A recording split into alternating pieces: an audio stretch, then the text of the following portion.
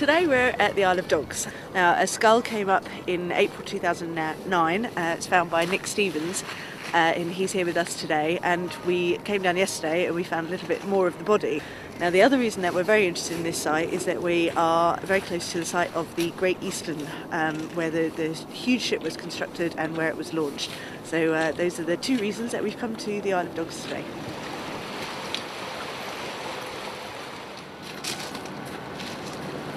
Pretty much, I think it was last April, I was out one evening with my dog, just coming up and down here looking for stuff, and I was just on my way back and looked down and saw this skull looking up at me from the mud. First thing I did was call the police. I knew the tide was on the way back in, so I basically put a big metal stake in the ground to mark it off.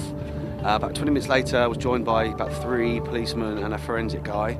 The tide had come in at that point, so we had a quick discussion as to what we should do, whether we should leave it, take it, and the consensus was that we should take the skull out there and then, and that was it really. So in the meantime, I met Natalie, and we got sort of talking about the skull, and thankfully she was able to sort out getting a test done on it, so at least we could find out the age of the person, you know, when she'd have lived. This girl, apparently a young girl, who the skull belongs to.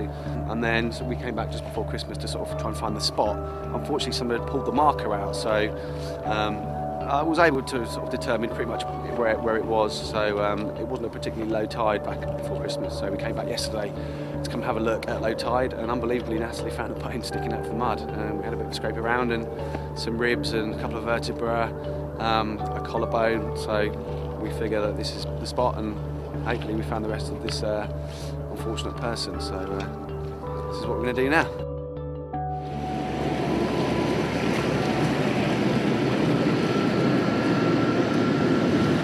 Okay, we've just demonstrated one of the foreshore hazards here, trying to excavate carefully, and Thames Clipper has just gone past rather fast, and we've had a big wash, and now we're going to go and see what's back in the hole.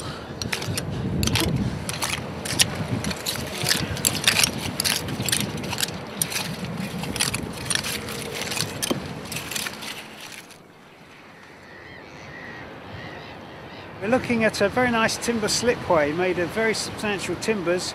A lot of the timbers seem to be reused from ships because they've got a lot of peg holes in them, some with a peg still in them. And the interesting thing about the planks is they look about the same size as the planks used on the Great Eastern slip launch, which we're looking at way over the back there. And I do wonder if these have been pinched from a ship, used for the Great Eastern launch, and then reused here. So they had a very long life. So this is recycling timbers in a major way. I think so. Yeah, because this looks like the left forearm. This is the elbow. Right. And that's the right humerus. Okay. Going down there.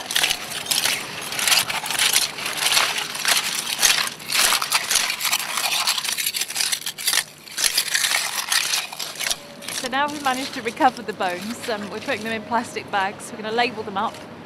Then they'll be going off to the Museum of London Archaeology, and they will be cleaning them, identifying them, and letting us know a bit more about the person that was buried here.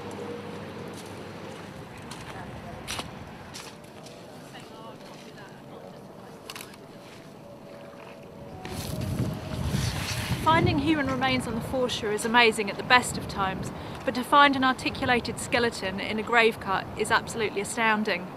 We're really looking forward to the final results from the Museum of London osteoarchaeologist examination of the skeleton, but we'll be back to the Isle of Dogs and to the Great Eastern launch site to look at the archaeology down there very soon.